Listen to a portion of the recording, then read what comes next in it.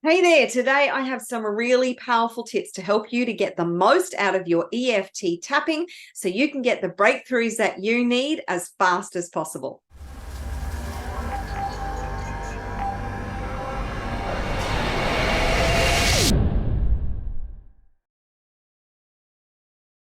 Hello there, Marguerita here, mindset coach, business strategist, and light worker from Pitbull, and founder and creator of the Wealth Consciousness Movement. And today I have some powerful tips to help you to make the most of your EFT tapping sessions. If you know me, then you know that on my channel, I have lots of EFT tapping videos, as well as some tips on how to build and create wealth. And these EFT tapping videos are pretty generic. They're created because of my experiences with my clients. They're like common blocks that I come across a lot to help you to get the breakthroughs that you need as fast as possible. But they're just a guide. So what you really want to do is do some discovery work around what is your specific block. What was the experience in your childhood that has caused you to have the belief, the fear, the doubt that is getting you the results that you want? Now, if you're not familiar with EFT tapping, this particular technique, emotional freedom technique, then this technique is great for working on your energy system and clearing out blocks in your energy system. And what it does is when you focus on the negative, some people come in and say, whoa, wait a minute, you're focusing on the negative. So I will focus on a fear. I will focus on a limiting belief. I will focus on, yes, it is something that is negative. But the point is that when you are tapping at the same time, you're actually releasing that block. So, but it is identifying the block in the first place that is the biggest part of the process. Once you've identified the block, then you can release it. And normally these blocks are hidden away in our subconscious mind, and it's getting to the core of the issue that is the most important part of this process. And then you can tap it out when you actually know what it is. So how do you identify what your specific block is? Well, you ask yourself questions, you journal, you write about whatever it is that you're experiencing. So for instance, I do focus a lot on money blocks for people. So you could ask yourself, what is slowing me down, standing in the way, and stopping me from having the results with money that I want? What is slowing me down, standing in the way, and stopping me from having the success that I want? What is slowing me down, standing in the way, and stopping me from being able to attract the partner that I want?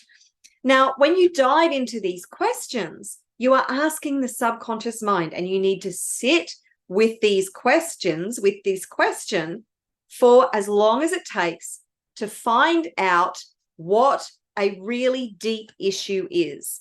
And sometimes that can take 5 minutes, it could take 10 minutes, it could take half an hour to do the discovery work. And then what do? You tap on it. Now, don't be afraid of tapping.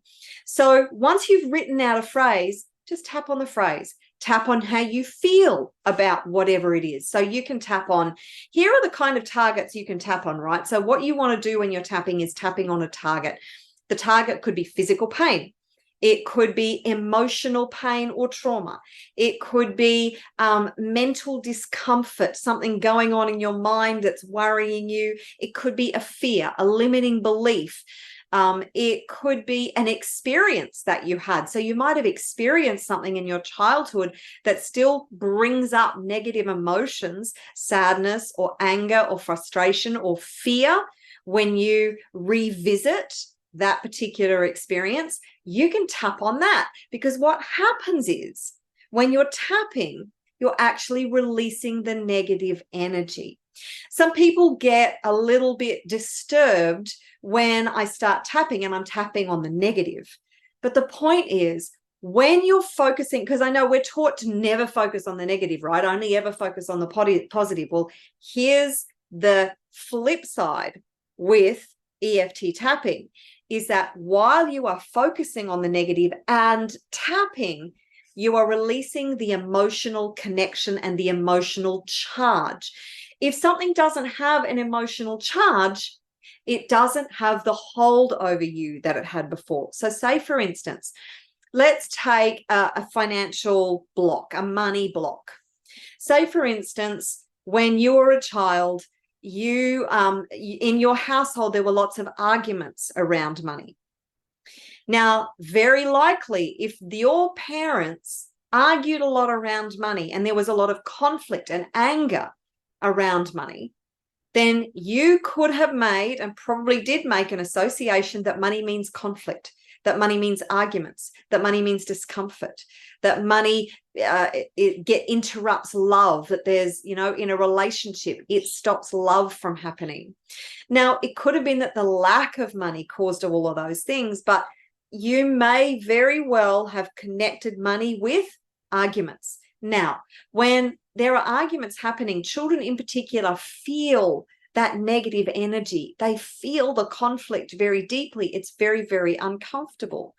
Or if your parents sort of talked in a way that there was never enough money, or there was always a lack of money, and your parents had a lack and poverty consciousness, then it's very, very likely that you also developed a lack and poverty consciousness, because you are the product of your environment. So you can tackle this in a number of ways.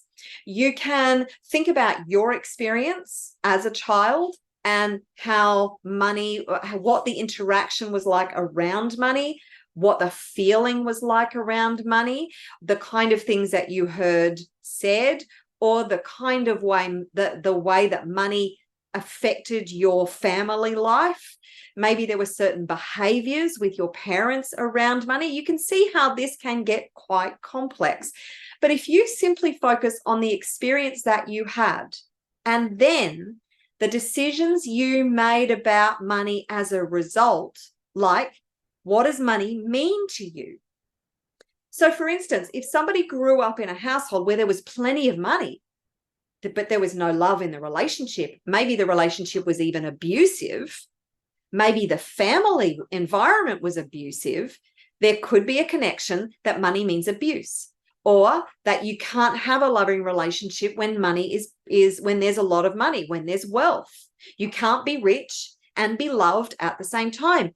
That is a likely scenario, because our mind is very, very complex, and it builds these beliefs around our experiences. It makes decisions. Our subconscious mind makes decisions to keep us safe and to reinforce our beliefs, right? So if you've had a negative experience about something, your subconscious mind will go, whoa, don't want to have that. So it will create these beliefs that avoid that situation. Do you see how this works? So it's identifying what your block is so you can then tap it out. Now, if you're not familiar with EFT tapping, or you don't actually know what it can work on, it can really work on just about everything. They say to try tapping on anything and everything. It can work on physical pain, emotional trauma, experiences that you've had. You can tap through experiences. And when you feel the point of discomfort in that experience, maybe you had a car accident.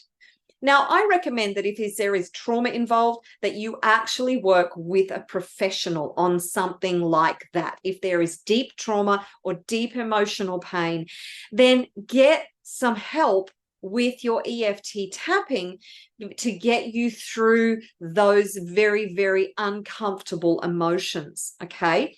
Always, always, always take care of your mental and emotional well-being. That is absolutely critical, right?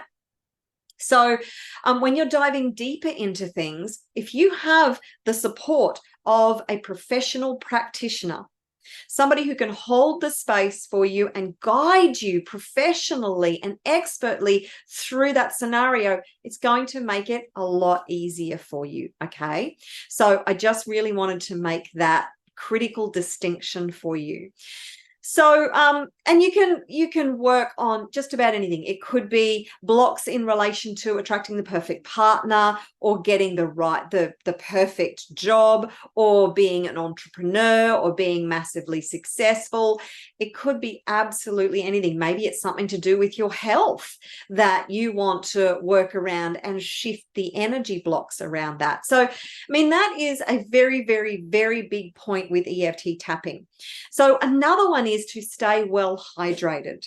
The whole thing about EFT tapping is that you are working with the energy system. Now, what are we? We're more than 70% water, and water is an energy conductor. So if you are dehydrated, the ability to shift and move energy is actually very depleted. So the better hydrated you are, the better that you are going to be able to shift that energy out, yeah? And allow those emotions, whatever those uncomfortable emotions are, allow yourself to connect to them. One of the biggest things about emotional freedom technique is actually connecting with the emotion, the negative emotion, the uncomfortable emotion, so you can release it. And this is your emotional intelligence, your emotional IQ, which a lot of people have actually not been encouraged to feel those emotions. And that can be really, really challenging. But the more you can actually get to the emotion, because that is the point, you are releasing your emotional attachment to whatever it is that has caused this stuckness, this disruption in your energy field, this dysfunctional behavior, the limiting belief, right? So when you connect very deeply with the emotion, and this is where I get the biggest breakthroughs with my clients, is when I can get them to connect deeply with the emotion that has been caused by whatever the target is, right? So that's another really key thing. So stay well hydrated, get really connected to the emotion. Now, this is a big one. It's your consistency. So if you let's say you want to get fit and lose 10 kilos, right? This is an easy example to connect to. If you go to the gym once a month and you don't do anything about your diet, then do you think you're going to be able to get the results that you want? Probably not. You're going to be sore once a month. You're going to vow to go to the gym more, but because you're sore the next day, you're not going to go back. But if you go to the gym 4-5 times a week, you look at your diet, you change your diet to a healthier diet, then what are the chances that you're going to get good results, being able to achieve your goals? It is the same with anything, including money goals, love goals, relationship goals, whatever they might be. So make sure that you are being consistent, preferably doing tapping every day. The more tapping you do, the better results you are going to get. This is what is going to get you the big breakthroughs. And the more you prepare yourself for these sessions, as in doing the dive into what am I feeling? Why am I feeling that? What's really holding me back? What am I most afraid of? These are the kind of questions you can ask, as well as what's slowing me down, stopping me, and standing in the way. But what am I really afraid of? What meaning have I assigned to this particular situation that is causing me to not get the results and live the life of my dreams? So these are all things that you can do to really help you to get the breakthrough that you need. This is like your self-coaching lesson right here, okay? So it is your consistency and your persistence. Sometimes you will get a big breakthrough quickly. Sometimes you will have to strip away the threads, like the layers of the onion, to get to the core of the issue. If you're enjoying this video and you would like to know how to build wealth fast while making a difference in the world, then come and register for my free workshop, the Passion, Purpose, Profit Power Class, where I share with you the strategies, the techniques, the knowledge, the ways that you can create wealth doing what you love, and that's doing something that feeds your soul and makes a difference in the world. So the address is on your screen right now. Go and register for free. I look forward to seeing you on the workshop very soon. Now, when I'm working with my clients, The ones who do the most work when they're not even working with me, the ones who do the most work during the week are the ones who make the most progress the fastest. And I give them daily practices to do, very specific daily practices. I have one very diligent client who I would just give 10 gold stars to in relation to her work. And the breakthroughs that she is getting are absolutely unbelievable. When we do tapping sessions together, I will send the recording out. Now, when she gets that recording, she will do that tapping session over and over and over until she feels zero emotional charge to whatever it is that we tapped on. And that is the way to get the most progress. Because the thing is, people aren't really, you want better results. The question is, are you willing to do the internal work? People ask me, oh, well, I'm doing some tapping, but I'm not really seeing any results.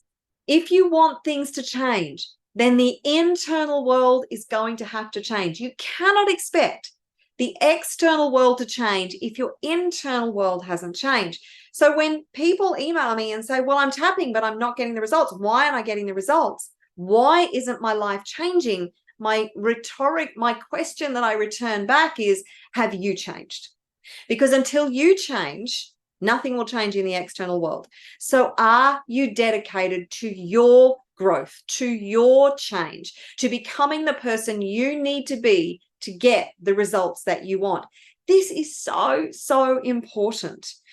And once you are absolutely 100%, 1,000% dedicated to changing yourself, to be able to change your external world, that is when magic will really start to unfold and really start to happen.